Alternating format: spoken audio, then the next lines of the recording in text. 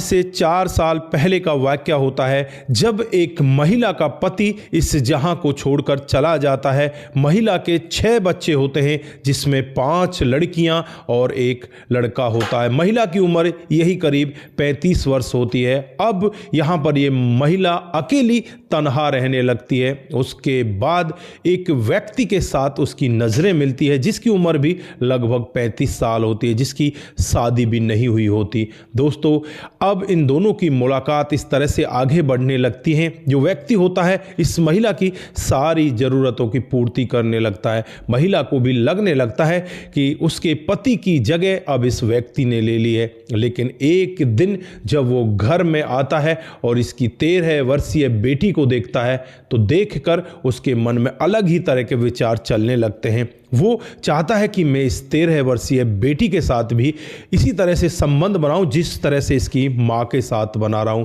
दोस्तों, माँ को ये सब बहुत बुरा लगता है। माँ यहाँ पर उसे समझाने का यत्न करती है कि ये तो तेरी बेटी समान है, ये तो तेरे को चाचा कहती है, तू ऐसा भला क्यों सोचता है। यहाँ पर वो व्यक्ति कहता है कि बस मुझे एक बार इससे मिलना है। फिर इस सब के लिए वो एक प्लान बनाती है और प्लान के तहत ही उससे कहती है कि तेरे लिए मैंने अपने मायके में एक लड़की देख ली है, तू मेरे साथ चल और मैं तेरी वहाँ पर शादी करा देती हूँ। दोस्तों, अब यहाँ पर वो व्यक्ति कुछ भी नहीं समझ पाता और इस महिला के साथ चल देता है। लेकिन वहाँ जो होता है कभी किसी ने कल्पना भी नहीं की थी। दोस्तों, इस मामले का खुलासा जब होता है, हर कोई व्यक्ति सोचने के लिए मजबूर हो जाता है। 45 दिनों के बाद ये व्यक्ति एक जमीन के अंदर कंकाल के रूप में दफन मिलता है। दोस्तों, क्या था पूरा मामला, कहाँ का ये मामला है और ये महिला इतनी शातिर कैसे बन गई? अगर आप लोग भी पूरे मामले को डिटेल से जानना चाहते हैं तो वीडियो को जरा सा भी स्किप ना करें। दोस्तों, आप लोग देख रहे हैं APH न्यूज 2.0 राहुल रावत के साथ। दोस्तों, आज की जो हकीकत की घटना आप लोगों को बताने जा रहा हूं, उत्तर प्रदेश में एक जिला पड़ता है कानपुर और इसी के चौबेपुर थाना क्षेत्र के अंतर्गत एक गांव आता है रोहतासपुर। यहां का रहने वाला गोरेलाल, जिसकी उम्र 35 साल होती है, उसके पिता का नाम राम स्वरूप होता है। दोस्तों, 31 अक्टूबर 2025 का वाकया होता है, जब गोरेलाल अपने घर से निकल कर जाता है और शाम तक वो वापस ही नहीं आता। जो पिता होते हैं बहुत ज़्यादा परेशान हो जाते हैं, इधर उधर लोगों से जांच पड़ताल करते हैं, अपनी रिश्तेदारियों में फ़ोन करते हैं, लेकिन कहीं से भी गोरेलाल का कोई अता पता नहीं लगता। फिर 2 नवंबर 2025 को गुमशुदगी की रिपोर्ट दर्ज कराने के लिए नज़दीकी थाने में पहुंच जाते हैं और वहां जाकर अपने बेटे की गुमशुदगी की रिपोर्ट दर्ज करा देते हैं। दोस्तों, अब यहाँ पर जो पुलिस है अपने कामकाज में लग जाती है, गाँव के लोगों से बातचीत करती है, तो पता चलता है कि इसके अवैध संबंध गांव की ही एक विधवा महिला है, जिसका नाम लक्ष्मी देवी गौतम है, उम्र 35 साल है। उसके घर जाकर आप पता कीजिए। फिर पुलिस सीधे बिना सोचे समझे लक्ष्मी देवी के घर पहुंच जाती है और लक्ष्मी देवी से जब सख्ती के साथ पूछने लगती है, तो लक्ष्मी देवी यहां पर यही कहती है कि साहब, मेरे उसके साथ अवैध संबंध थे, ये भी ठीक है, वो मुझसे मिलने भी आता था, यहां तक भी ठीक है, लेकिन मुझे उसके बारे में ये नहीं पता कि वो यहां से चला कहां गया। इस यहां पर लक्ष्मी देवी के सवालों के सामने ज़्यादा देर नहीं टिक पाती, क्योंकि लक्ष्मी देवी उल्टा ही उनसे सवाल करने लगती है कि मैं भी उसको ढूंढ रही हूं, वो है कहां। पुलिस यहां से वापस चली जाती है और पुलिस फिर इसके जो मोबाइल है उसके नंबर को ट्रेसिंग पर लगा देती है। इधर कई तरह की यहां पर जांच पड़ताल चल रही होती है, लेकिन कहीं से भी कोई खुलासा नहीं हो पाता। धीरे धीरे करके समय बीतता रहता है और लगभग 45 दिन का समय बीत जाता है। 45 दिनों में पुलिस को भी ऐसा ही लग रहा था कि पता नहीं गोरेलाल को जमीन निगल गई या आसमान में वो उड़ गया, वो चला गया तो कहाँ गया, किसी को कानो कान कोई खबर नहीं होती।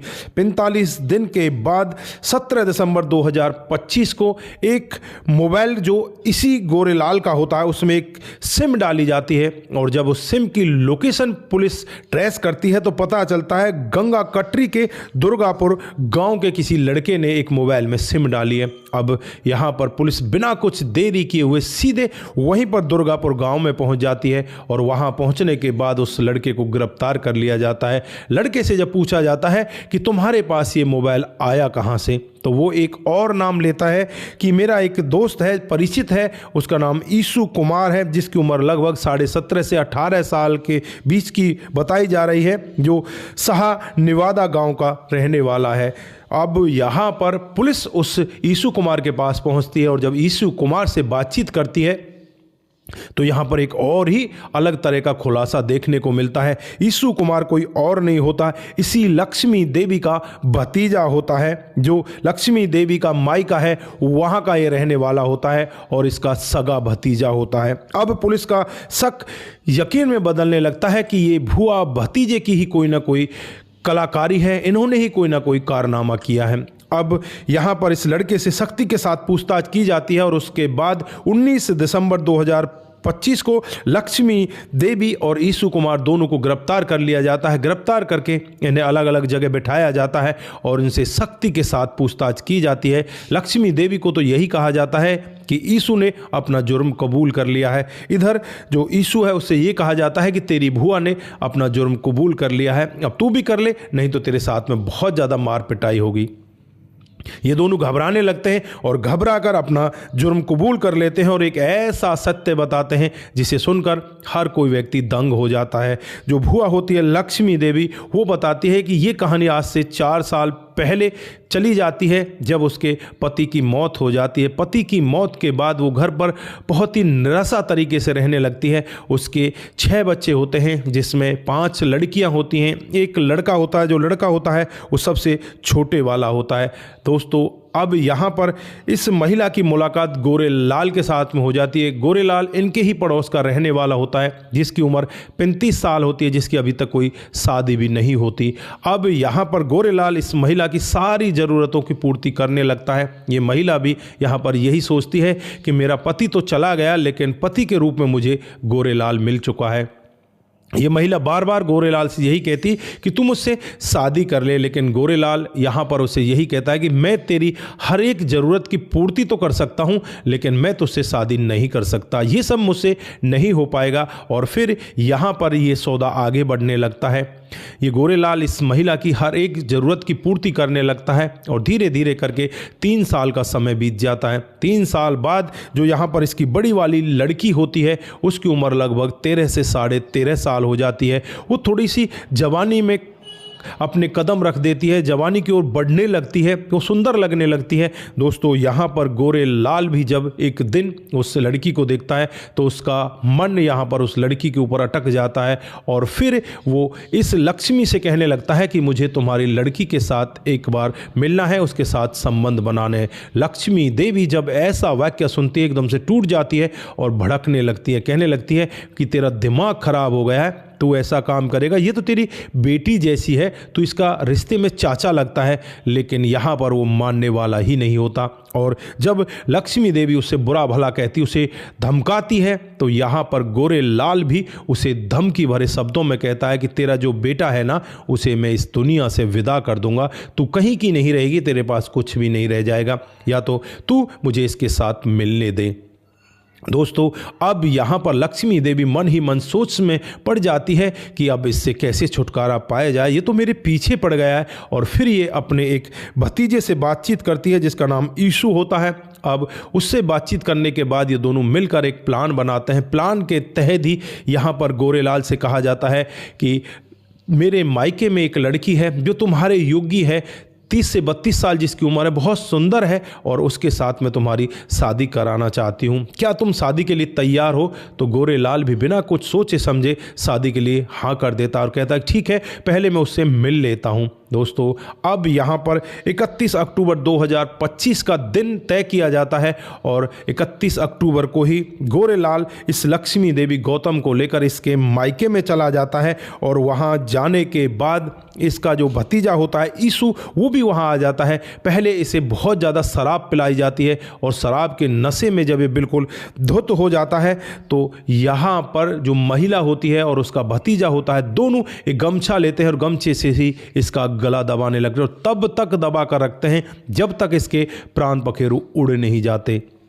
दोस्तों गोरेलाल यहीं पर अपनी अंतिम सांसें छोड़ देता है और यहाँ पर जो ईशु होता है अपने एक और दोस्त को बुलाता है और उस दोस्त की मदद से यहाँ पर ये तीनों लोग इस डेड बॉडी को उठाते हैं और डेड बॉडी को उठाकर 31 अक्टूबर की ही रात को चौबेपुर के जंगल में जाते हैं। वहाँ जाकर एक गड्ढा खोदा जाता है, उस गड्ढे में इस डेड बॉडी को डाल दिया जाता है। उसके बाद इसमें मिट्टी भर दी जाती है और फिर वहाँ से ये चुपचाप अपने घर आ जाते हैं। यहाँ पर जो इस गोरेलाल का मोबाइल होता है उसको भी स्विच ऑफ कर लिया जाता है और उसके बाद जो ये लड़का होता है ईशु, वो सोचता है कि अब किसी को शायद कानो कान खबर नहीं लगेगी। उसकी सिम को निकालकर तोड़ दिया जाता है और फिर उस मोबाइल को किसी बंदे को बेच दिया जाता है। दोस्तों फिर यहाँ पर ये आराम से अपने घर चले जाते हैं। घर जाने के बाद 17 दिसंबर 2025 को उस मोबाइल में एक नई सिम डलती है और पुलिस के पास उसकी लोकेशन आ जाती है।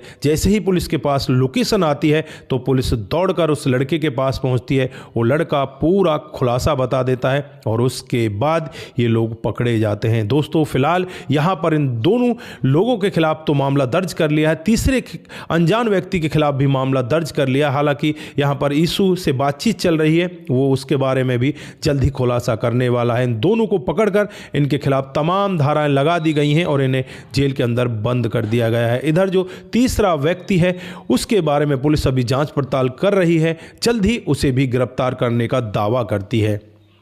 तो दोस्तों आप लोगों ने देखा किस तरह के मामले यहाँ पर हो जाते हैं। अगर ये लक्ष्मी देवी यहाँ पर पुलिस के पास पहुँच जाती तो शायद आज ये अपने घर पर होती, अपने बच्चों के साथ में होती, लेकिन इसने ऐसा नहीं किया।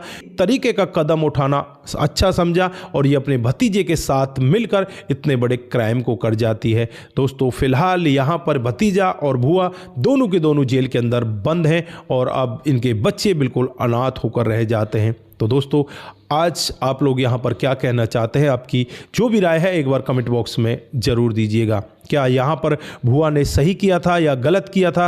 आपकी जो भी राय है वो ज़रूर हमें बता कर जाएं। दोस्तों जिन साथियों ने हमारे पिछले वीडियोज़ पर कमेंट किए थे उनका नाम हम यहाँ पर बारी बारी से लेने वाले हैं। सबसे पहला कमेंट आता है वो राहुल जी का कमेंट आता है, वो हमें ताली बजाकर हमारे वीडियो का स्वागत करते हैं। आपका बहुत बहुत धन्यवाद। शंकर स्वामी जी आपकी कहानी बहुत ही अच्छी लगती है, बहुत बहुत धन्यवाद। उसके बाद राजू अहमद जी, नाइस कहानी राजू अहमद, दुलियान मुर्शिदाबाद वेस्ट बंगाल से, आपका बहुत बहुत धन्यवाद। आप वेस्ट बंगाल से हमें फॉलो करते हैं। रतनलाल शर्मा जी, भाई साहब नमस्कार, आपकी कहानी बहुत ही अच्छी लगती है, बहुत ही सराहनीय होती है, आपका बहुत बहुत धन्यवाद। उसके बाद राम गोसाई जी, लाजवाब स्टोरी भाई जी, आपका बहुत बहुत धन्यवाद। मोनू जैन जी वेरी नाइस, बहुत बहुत धन्यवाद। राकेश अग्रवाल जी, बहुत सुंदर स्टोरी, आपका भी बहुत बहुत धन्यवाद।